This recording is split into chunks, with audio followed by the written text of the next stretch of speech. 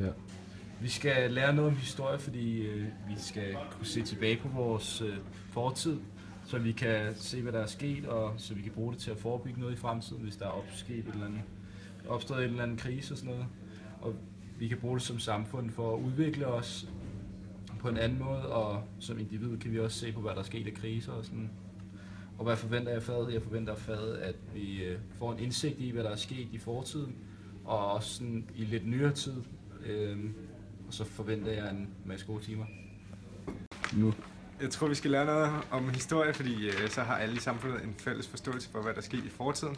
Fordi man kan bruge det til at finde ud af, hvad der vil ske i fremtiden. For eksempel med økonomiske kriser kan man se, hvilke tegn der har været i fortiden. Og hvis det kommer igen, så kan det tyde på, at der er noget på vej i fremtiden igen.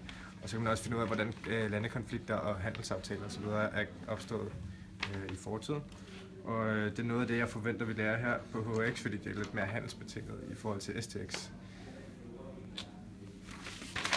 Er du klar? Okay.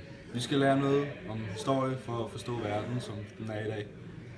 Som individ er det vigtigt at kende til de konflikter, der er i samfundet rundt omkring, og det er noget af det, som jeg regner med, at historiefaget kan hjælpe os med her på handelsskolen. Jeg håber, den kan hjælpe os med at forstå nogle af de nylige konflikter, der har været i verden, og forstå, hvorfor man for eksempel i Palæstina og Israel har de konflikter, man har. Okay.